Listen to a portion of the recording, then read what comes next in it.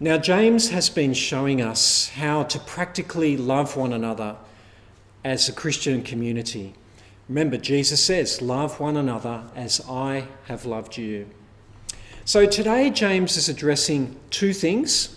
One is God's will in making plans. And the second point is God's will in making money and wealth creation. Now, when I left school, when I finished my HSC a few years ago now, I got a summer job with a friend of mine at a law firm in the CBD before university started. And I had a plan for my first paycheck. I knew it was coming. I think they came every fortnight. What was that plan? It was to buy a portable sound system, a ghetto blaster, if you remember what that actually is. So you know what? When that paycheck came in, I was prepared and ready, and I went out straight away when I got home and I bought it. And it had all the latest tech in it at that time. It had a CD player. It had twin tape decks, if you remember what a tape deck is. If you don't, go check it on Google. And you could pull the speakers off. They were wired but detachable from the main body of the ghetto blaster, and you could create this incredible soundstage. Well, you may not know what that is, but basically it was the bomb. It was great. But do you know what? It's long gone now, long gone. We all make plans, don't we? And for good reason. Jesus himself said to make plans. In Luke chapter 14, verses 28 and 29, when he was talking to the people about the cost of being a Christian, he said, "Look, consider this. Suppose one of you wants to build a tower. Won't you first sit down and estimate the cost to see if you have enough money to complete it?" So, even Jesus said to plan and consider. Our church's parish council is at the moment thinking about a vision for our church for the immediate future, because things can't get done without good planning. Now, isn't it good to plan ahead? Some of the Christians that James was writing to were merchants, and they had to make plans for future money making. They had to think ahead. And as it says in today's reading, today or tomorrow we will go to this or that city, spend a year there, carry on business and make money. Now, what James is saying to us today is he's reminding us to make allowance in our plans for God and his sovereignty in our planning, and also to remember our own lack of control over our own life when we plan. Have you had the shock of life being very normal 1 minute, and then suddenly a dramatic change occurs and everything is different in an instant? Now, this year, in fact, has been a dramatic example of that with COVID, hasn't it? Which makes James' words about uncertainty of life really quite prophetic. Why, you do not even know what will happen tomorrow. So, include God in your plans. If you're making a decision about your business interests or your business or your division, the team you lead, ask God for wisdom in your decision making. Include him in your plans. When we include God, we'll be reminded, for example, of God's fairness, his mercy over our judgment and our favouritism. We'll have his wisdom and his will as we plan. And that may well influence our planning and take it in a far better direction than we would ever hope to take our plans. Because God's plans for us are much bigger and better than we could ever plan for ourselves. So when you say we will do this and we will do that in a year, well, James is saying that shows, or that sniffs, doesn't it, of a bit of arrogance. And so he calls it out as arrogance to plan like that without God. God himself says we are but a mist. Everything can fall like a pack of cards in an instant. So make plans, of course. We need to make our plans, but include God in them. The proverb that we read at the beginning of the service today chapter 19, verse 21 really says it all. Many are the plans in the mind of a person, but it is the purpose of the Lord that will stand. Then we get to the second point for today, and that is God's perspective on us making money and wealth creation. That's James chapter 5, verses 1 to 6. I used to be a general practice solicitor on the south coast. And amongst the many things that I did as part of that practice, one was wills and estate planning. Now, since then, I've been a minister, either an assistant or a senior, now for about 14 years. And over those 14 years, I presided over many funerals.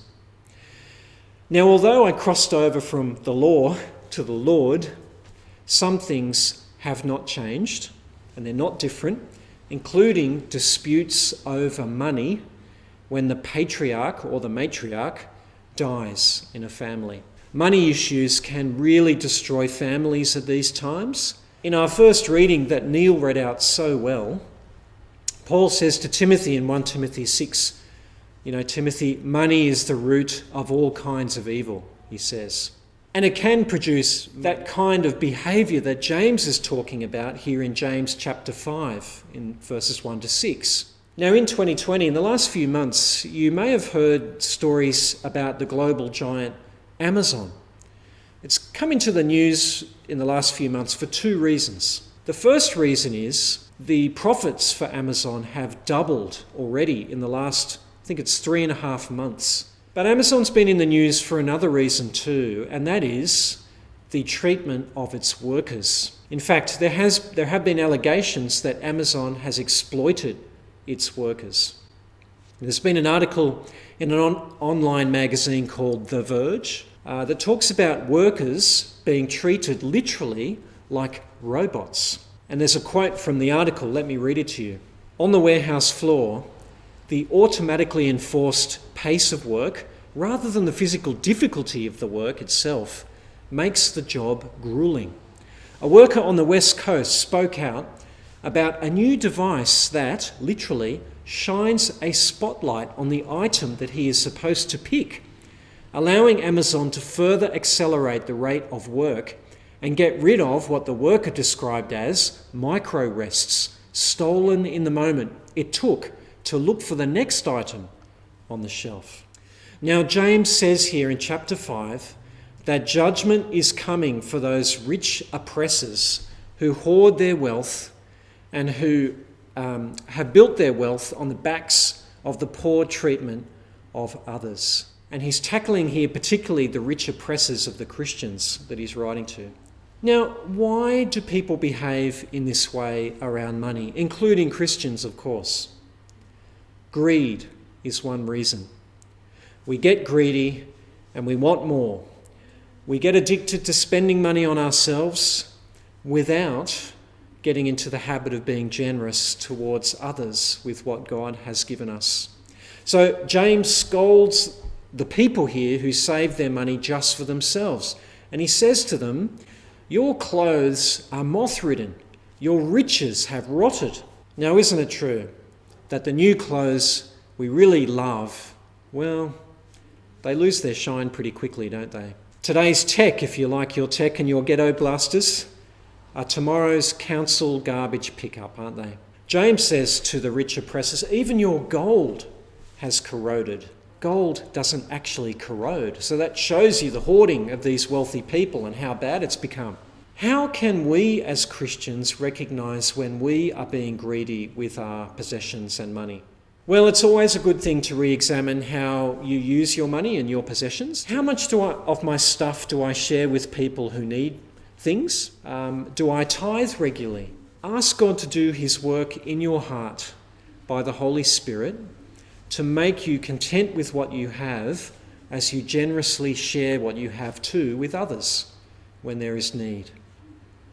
Paul says to Timothy in 1 Timothy chapter 6 verse 6, godliness with contentment is great gain. He then tells Timothy to tell the people who are rich in this world, let me read it, charge them not to be haughty, nor to set their hopes on uncertain riches, but on God, who richly furnishes us with everything to enjoy.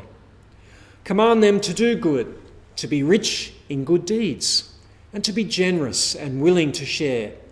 In this way, they will lay up treasure for themselves as a firm foundation for the coming age, so that they may take hold of the life that is truly life. Now, what's another reason why we hoard our wealth? Fear is another reason. We fear we won't have enough money for ourselves if we regularly give our money away to others, or to God's work, or to bless other people. Money is always tempting us to put our trust in it, isn't it, over the Lord. But money is no certain bet in any event. We can lose all our money, our superannuation in the stock market in a day, can't we, of trading, for example. Jesus says himself in Luke chapter 12, verse 15, "Watch out, be on your guard against all kinds of greed. Life does not consist in an abundance of possessions."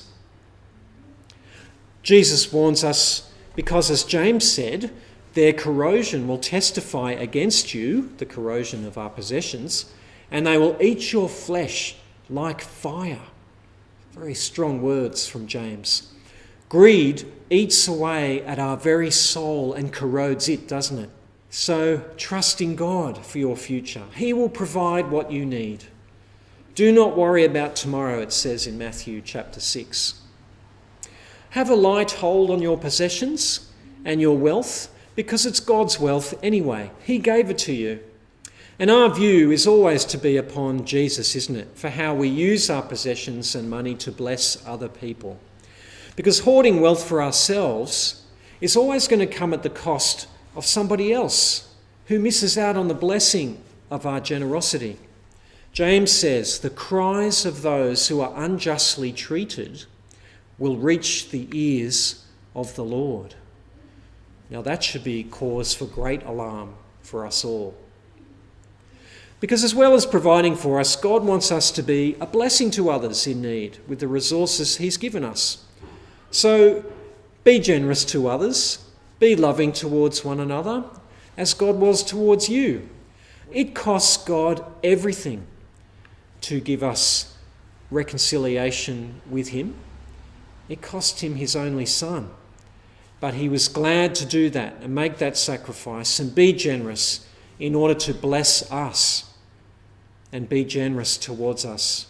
And of course, on top of that, those who hoard money for themselves, James says, are only fattening themselves for the slaughter. And we don't want to be that person, do we?